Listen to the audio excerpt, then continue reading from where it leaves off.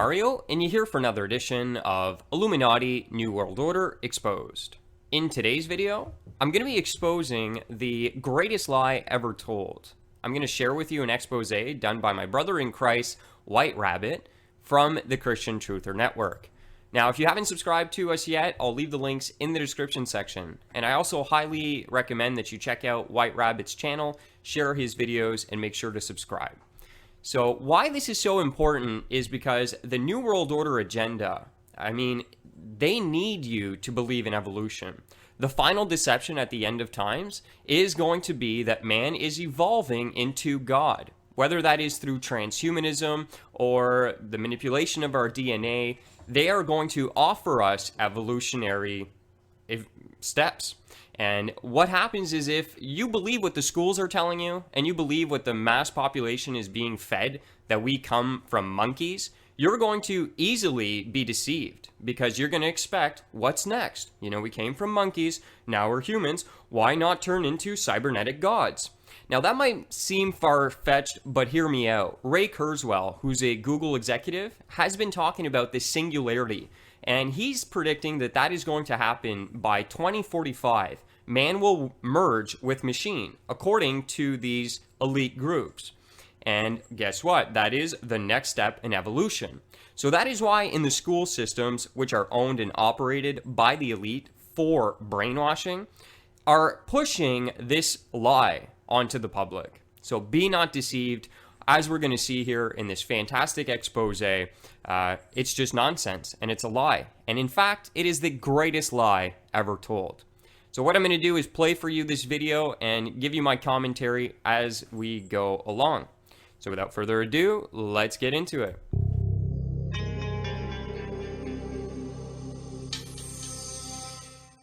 How's it going, guys? White Rabbit here. I'd like to talk to you all today about a topic that seems to be frequently overlooked by fellow truthers. And this topic that I'm about to bring up is so crucial to the New World Order's plans that its lies can be found on the pages in textbooks all across America. Its reach of deceit penetrates our society and is continually referenced in movies, TV shows, and literature. It has been the basis of religious beliefs falling to the wayside and has been the foundation on which other belief systems have arose. It is the deepest, darkest secret that the occult and the New World Order have at their disposal, and it is so heavily guarded and protected that even some of the most brilliant minds in history have fallen for its deception. It is a lie that should be so obvious to those who seek the truth that it baffles me that so many truthers allow cognitive dissonance to keep them from even researching the topic. Once I reveal the topic that I will be covering in this video, you will almost certainly feel a gut reaction, and that gut reaction will be either positive or extremely negative. And I want you to realize that when you feel that gut reaction, you can be assured that we are dealing with a very serious and important topic. I want you to realize that the only reason so many people fall for this lie is because it has been drilled into your mind throughout your entire life and has been reinforced through repetition time and time again. Naysayers of this topic have been demonized and mocked, and you will soon realize why. So listen carefully to what I am about to say, and hear me out. Resist the urge to turn off this video and ignore what I am about to say. For most of you, this video will go directly against what you have been led to believe your entire life. Do not let cognitive dissonance keep you from discovering the truth. Folks, the greatest lie ever told to all of us is that evolution is scientific fact. It is not. It is a belief. It is a fundamental religious belief, And in this video, I am going to prove that to you beyond a shadow of a doubt.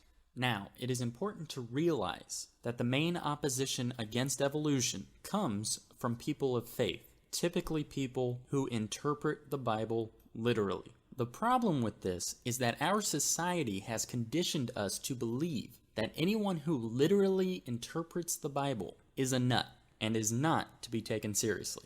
Ultimately, this results in an added, additional mental roadblock for one to get past in order to even hear the opposing arguments. For this reason, I will not be referencing the Bible at all throughout this video. I am not trying to prove the antithesis of the theory of evolution. I'm not even necessarily trying to change your mind if you believe in evolution. I don't think you should, but that's not the point of this video. The point of this video, like I said, is just to prove that it's not fact, with the hopes that you will then go forth and research the topic in more depth with a more open mind. Now, before we get into anything, we first need to understand why they would want people to believe that evolution is scientific fact if it wasn't. I mean, what's the point, really? What benefit would they have of convincing you that something is fact if it wasn't? The answer is quite simple. There is a group of crazy, satanic elitists who have set out with the goal of ruling the world. I think most of us at this point realize this. And in their goal to rule the world, they have several objectives that they must accomplish, one of which is a one-world government. Pretty self-explanatory. But another key ingredient to their plan is to create a one-world religion. Ah, now we're getting somewhere. Now, in order to create a one-world religion, there are three ways that one could go about it. The first way is by force. And if you look back at history, you can see the Catholic Church itself taking part in such atrocities. In fact, all throughout history, religious conflict has been a key driving force in violent, bloody war. Now, here's the problem. Forcing someone to believe something is not very efficient. And if history is any indication, it's not very effective.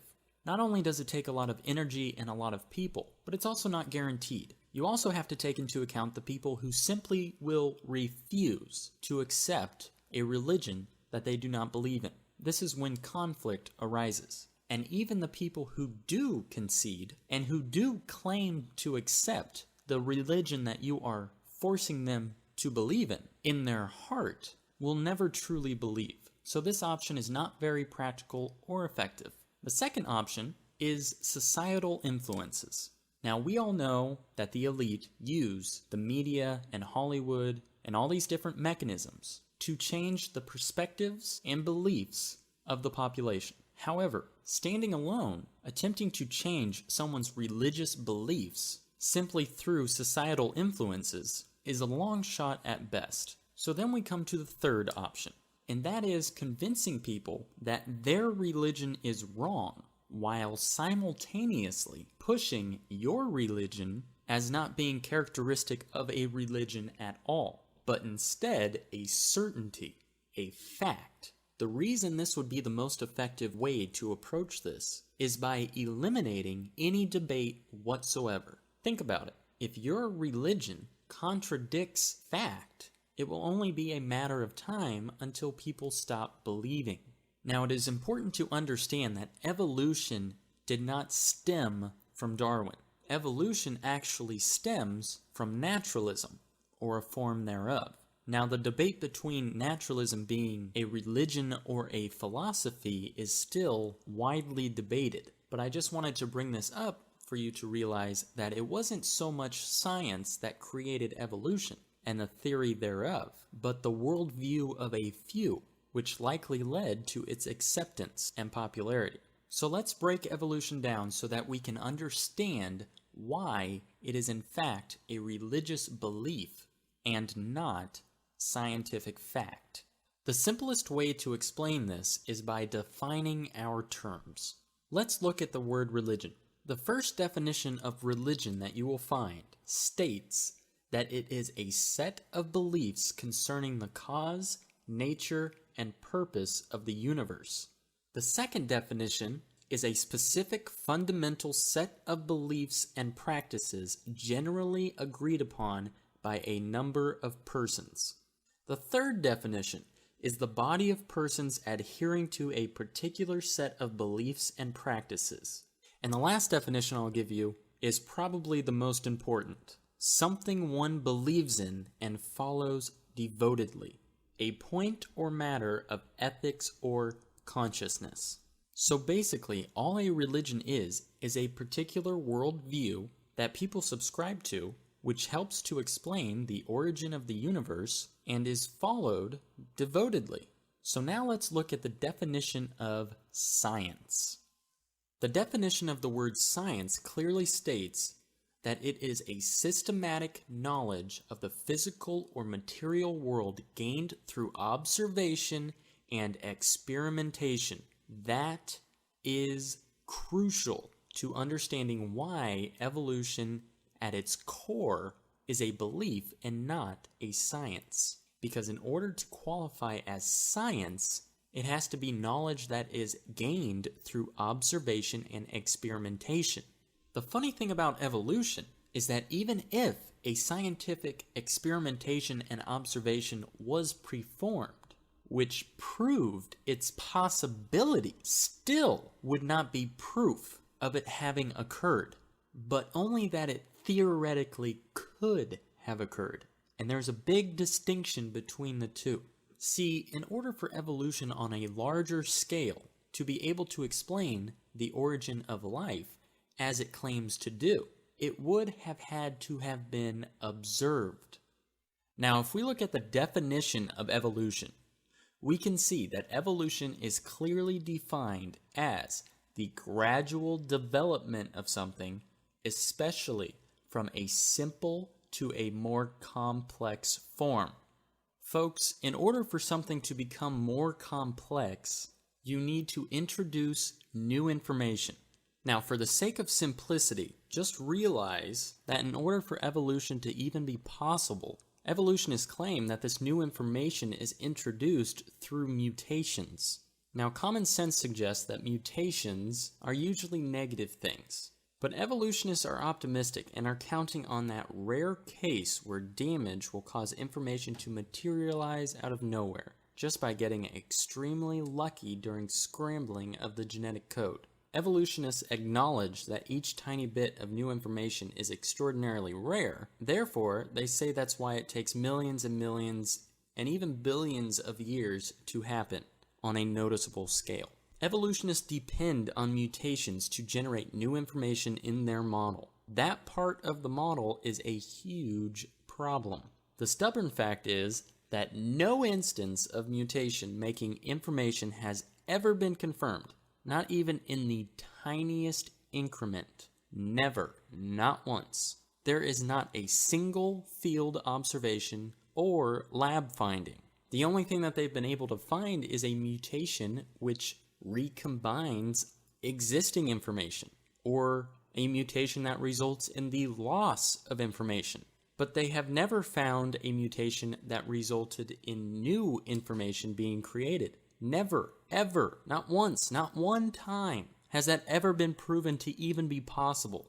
Folks, adding brand new information to the genome essentially is evolution. So if there is no evidence that it has ever happened, there is no evidence for evolution at all. Furthermore, if there is no evidence at all that it is even possible, and no one has ever observed it happening, there is no way to calculate an average time frame for it to occur. You can't develop a mathematical equation to express the time needed for this beneficial mutation that would result in the creation of new information to occur. Meaning, there's no way to know how long it would take, even if it was theoretically possible. So this whole idea of it taking millions or billions of years is literally pulled out of thin air. Now, at this point, many of you are probably asking yourselves, what about the fossil record? To you, I say, what fossil record? There is no such thing as a fossil record. All there is a bunch of bones and fossils in the dirt. In reality, all of these bones and fossils actually help to disprove evolution. And substantially, I might add. Darwin predicted the fossil record would present a smooth and gradual transition from one kind of organism to another, but instead we find sudden appearances of fully developed organisms. Not only are they not finding these quote-unquote missing links, they're actually finding new chains altogether. Even more damaging to the evolution theory than that, though, is a little thing called carbon-14. Now, radioactive carbon is like an hourglass that is inside all living things. But once an organism dies, the sand in the hourglass begins to run out. This is called radioactive decay. Nothing on Earth can stop it. And we know that carbon-14 has a short half-life. In layman's terms, we know that it is impossible for any trace of carbon-14 to last more than 100,000 years after something dies. So since evolutionists think fossils are millions of years old, they predicted that fossils cannot contain any trace of carbon-14. However, in recent years, the accelerator mass spectrometer has made it possible to measure trace amounts of carbon-14.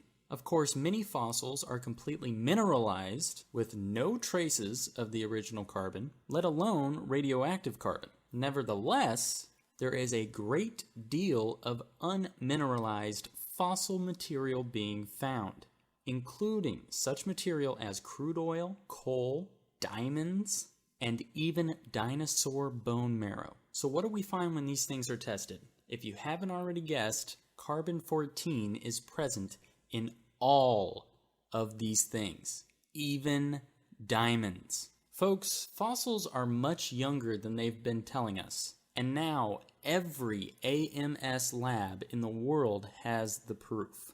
Testing labs all over the world are finding carbon-14 throughout the fossil record, from top to bottom, even after carefully filtering out potential contamination. This is conclusive proof that everything on Earth is less than 100,000 years old. So this brings us to our next topic. What about all the different dating methods that they have used to conclude that these fossils are millions of years old? Well, the first thing that you need to keep in mind is that these dating methods that they speak of, like carbon dating, potassium-argon dating, and so on and so forth, are not actually used to age fossils. The so-called geologic column is what is used to date fossils. The funny thing is, fossils are used to date the geological column, which is obviously circular reasoning and doesn't make any sense, but nonetheless, evolutionists do sometimes refer to these other dating methods, regardless of whether or not you're talking about carbon dating, uranium, thorium, lead dating, rubidium, strontium dating, potassium, argon dating. No matter which dating method you're talking about, they all make wild assumptions on the side of evolution. Let me give you a comparison. All of these dating methods are equivalent to this. Say I had a burning candle that was 8 inches tall and was burning at a rate of 1 inch per hour. If I were to then ask you, when was the candle lit, you would have to make some assumptions. That is essentially exactly how all of these different dating methods work. The scientists that use these dating methods make wild assumptions that cater to the evolution theory. This is important to realize because when they date a fossil using the numbers predicted using the evolution theory, if they were to calculate a number less than what they would expect to corroborate the widely accepted theory of evolution, they throw it out. Folks, the ultimate result in all of this is basically that all these different dating methods are completely and utterly useless. They are equivalent to making up a number off the top of your head. Now, you can research this topic more, and I encourage you to do so. And you will find people who have taken fossils in to be dated by experts, only to get back wildly different numbers. It is completely and utterly unreliable, and is quite frankly an absolute and utter joke. Now, while we're still on the topic of fossils, let's talk specifically about dinosaur bones. Now, evolutionists claim that dinosaurs went extinct 65 million years ago. Now, as I've already explained to you, this idea defies modern science. But nonetheless, they continue pushing this part of their theory. Now, imagine the surprise that the scientific community had when dinosaur bones began to surface, which still had soft tissue present in them. Folks, there is no way that soft tissue could survive 65 million years. It is absolute and utter nonsense. Furthermore, they will try and tell you that dinosaurs went extinct long before man. Well, that concept in and of itself is completely flawed if you know anything about history. You can look up ancient cultures from all over the world that all depict and write about dinosaurs living side by side with man. These reports are everywhere. Most notably to some are the Inca stones. But let me take it one step further. There are still reports to this day of people seeing dinosaurs. I'm sure you have all heard of a little thing called the Loch Ness Monster. Now, folks, the Loch Ness Monster is not the only one. In fact, there are reports of similar creatures from thousands and thousands and thousands of different people witnessing these creatures in various different lakes all over the world. Now, it is believed by some that these creatures could be a plesiosaurus or something of the like, i.e., a dinosaur. And there are similar reports of people seeing different kinds of dinosaurs all over the world as well. There are even reports of pterodactyls supposedly digging up the graves of people in India from recent years. Now, it's important for me to note that I do not know if these reports are true or not. But when you get eyewitness accounts from thousands upon thousands of people, and you frame it in the light that dinosaurs have been around all along and have been going extinct gradually over the years, like many other animals have, it really makes you stop and scratch your head. Not only that, but it starts to make a whole lot more sense why scientists would be uncovering dinosaur bones that still have bone marrow in them. Now, the last thing that I want to bring up while we are still on the topic of fossils is that fossilization does not necessarily take millions of years, despite what you may have been told. In fact, in the laboratory, under perfect conditions, fossilization can occur in as little as a week. So no, it does not necessarily take millions of years for things to fossilize. So let's now move to the subtopic of human evolution. I'm sure that you have all heard at one point or another during your life that man evolved from ape. And I'm sure that you have been told about all of the different supposed transitional stages of human beings supposedly found linking Homo sapiens to apes or an ape-like creature. And all I have to say about this, folks, is that you really need to do your research. The vast majority of these are admitted and proven frauds, yet are still touted as being true. Let me give you just a few examples. Nebraska man was a name applied to Hesperopithecus Harold Cookie, a putative species of ape. Hesperopithecus meant ape of the Western world, and it was heralded as the first higher primate of North America. Now, folks, this discovery of Nebraska man was entirely based on a tooth, one single tooth. And from that tooth, they somehow magically constructed an entire species that conveniently for evolutionists served as one of many necessary missing links needed to serve as evidence for man evolving from ape. Another example is Piltdown man. Now, Piltdown man was originally classified as an Eoanthropus dawsoni. Now, the problem with this particular one is that it was discovered to be a forgery in 1953 and consisted of the lower jawbone of an orangutan deliberately combined with the cranium of a fully developed modern human.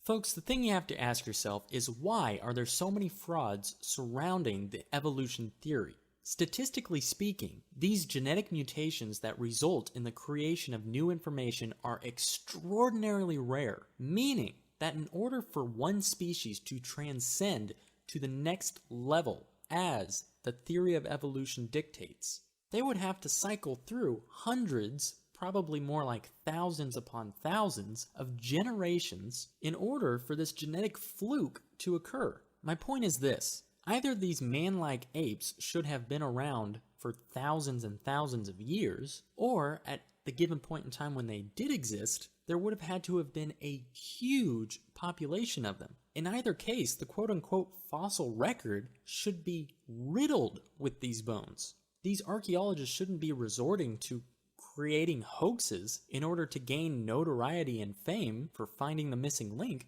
They should literally be tripping over these things.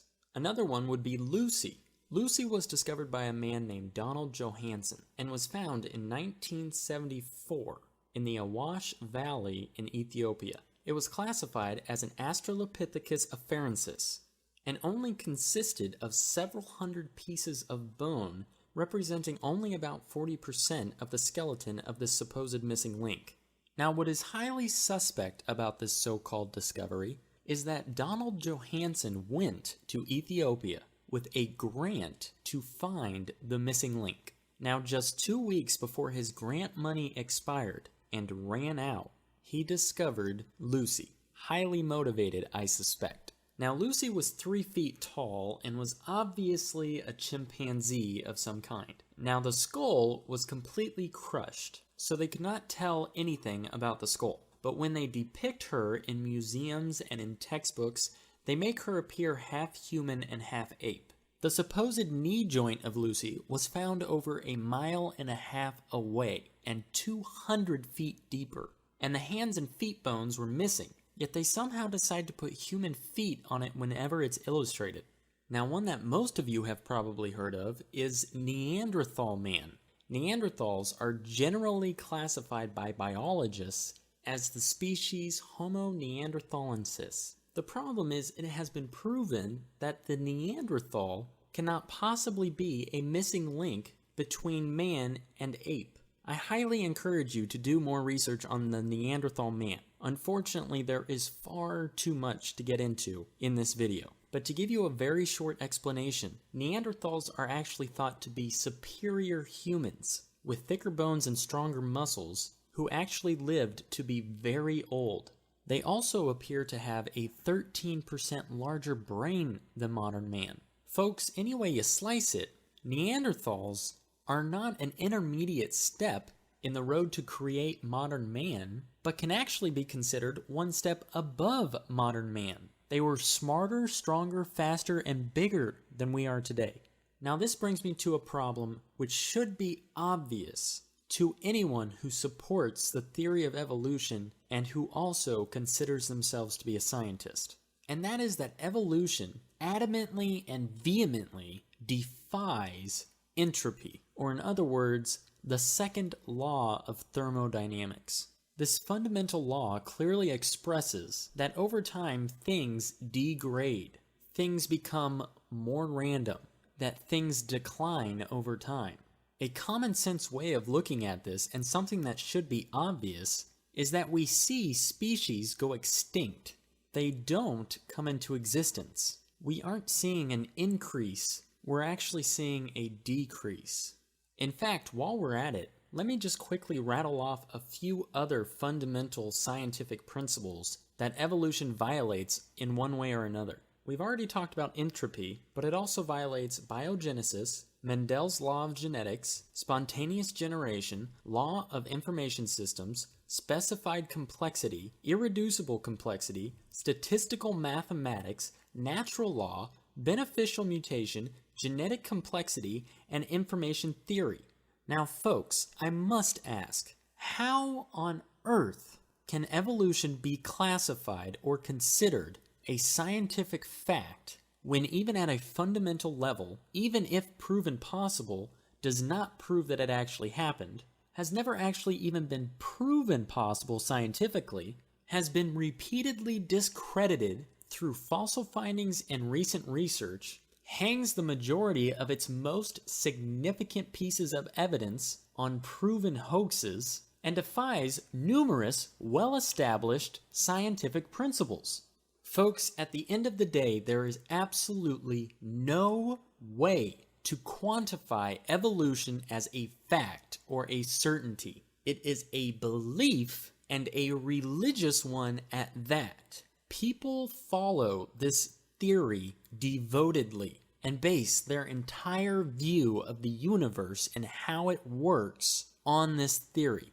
And in fact, the saddest and most apparent way that you can see for yourself how devoted the followers of the evolution theory are to this precious belief that they hold in their heart. If you go and look at any video on YouTube that even so much as questions the theory of evolution, and you will find in the comments section a plethora of people attacking the video and the video's creator in a slew of vulgar and grotesque ways, void of any logical basis, solely because their worldview is being crumbled and threatened.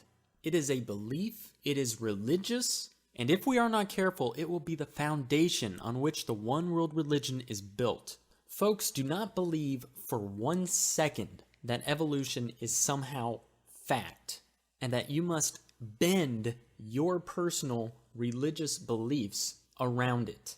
Evolution is far from fact, and is actually much closer to fiction. And it's important for me to note here that the pieces of evidence that they conclude are scientifically proven cannot possibly quantify as evolution. And calling them evolution or part of evolution is extremely misleading and deceitful. Adaptation is a much better word than microevolution to explain the subtle changes within a given species of the same kind. Obviously, animals change over time. That's how we're able to breed different types of dogs or faster racehorses for the Kentucky Derby. That's all done through selective breeding. That has nothing to do with evolution. Now, as we talked about in the beginning of this video, evolution implies the creation of new information. The problem is that every single one of these microevolution cases that they point to in an attempt to solidify their theory all are the result of recombining already existent information or losing information. In none of these is new information being created, which is what is essential for evolution to be true. To explain this on a graph, I've already explained that evolutionists believe that all forms of life evolve, meaning that they are adding complexity, they are adding information. This can be depicted by an upward graph. Now, this is all hypothetical. It has never once been proven in a laboratory setting or in the field. What scientists do observe on a regular basis, however, is the recombining of already existent information, meaning no additional complexity being added, which can be represented by a horizontal line. In other words, variations within the same kind of animal, but all resulting from the same genetic information. Nothing added, nothing subtracted. They also occasionally witness mutations that result in the loss of genetic information. This can be represented by a downward slope, or the loss of complexity, the loss of information. Now, sometimes they try and confuse you, and they will point to something that they claim is a beneficial mutation that is actually the result of losing genetic information. But the way that that works is an organism losing a protein that a virus or bacteria attacks. Therefore, if the organism no longer produces and creates that protein, this virus that was attacking them is no longer able to. And they credit that as a beneficial mutation when in reality, it is the loss of genetic information and cannot possibly quantify as evolution. If anything, it's de-evolution. Now, when we look at these graphs, we know that the creation of new information has never once been observed, tested, or proven, even possible. The horizontal line accurately depicts no information being added or lost, while still creating variations within the same kind of animal. Now, the downward slope, as I described, explains the loss of genetic information. Now, the thing with this is, you can't continue losing genetic information and still see beneficial mutations.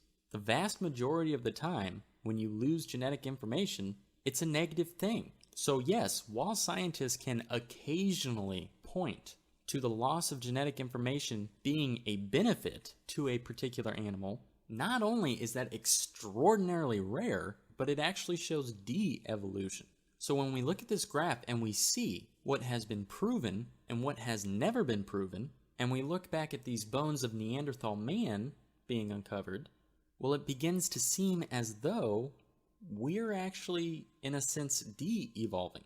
I mean, after all, that is what the science is indicating. Now, my point is that when somebody comes to you and claims that evolution is scientific fact, you can be rest assured that they clearly don't even understand evolution on an elementary level. Evolution has absolutely no proof to back it up, and the evidence that is used to support it is questionable at best. Now, like I said at the beginning of this video, guys, the purpose of this video isn't necessarily to convince you one way or the other. The point of this video is to entice you to go out and do more research. This is a very big topic, and it has many different facets. And so it's going to be a time investment for you to go and educate yourself on this issue. To make it a little easier for you guys, I've put together a playlist that I will leave in the description of this video that has hours and hours of good information debunking the evolution theory and also explaining what the creationist viewpoint is. Now, I didn't talk too much in this video about the creation point of view, but folks, I think you owe it to yourself to really investigate that and do some soul searching and ask yourself, do you believe in evolution because it's right or because you've been told to believe in it? So there you go, guys. Hopefully you got a lot out of this. Like I said, this video only scratches the surface, and I highly encourage you to please research evolution more in depth and give the alternative view of creation a chance. Having said that, if this video didn't strike a nerve with you, then it probably wasn't meant for you. This video is meant for anyone still trapped in believing the lie that is evolution being scientific fact. And so I would ask you, please share this video with anyone you know who has been caught up in the lie that is the evolution theory. This topic is far too important and far too frequently overlooked for us to sit by anymore and allow these lies to keep being perpetuated throughout our society. Please share this video, get the message out there, and if you're new to this topic, please do the research. Research everything you can get your hands on, because I know that as long as you keep researching and you remain impartial and unbiased to the truth you are seeking, you will eventually discover the truth. And if you're anything like me, it will knock you off your feet once you do. If you haven't already, please like and subscribe. Make sure you check out some of my other videos. Thanks, and God bless. Fantastic job, White Rabbit. I was even going to comment on it, but you know what? I was just listening to you go, and you did a fantastic job. So I really don't have much else to say other than, you know, like he mentioned at the end, we need to just have an open mind, because what happens is the school systems and the mainstream is lying to us. And this is the greatest lie ever told. Go ahead and share the video. Links are all in the description section for you. God bless, and remember, stay vigilant.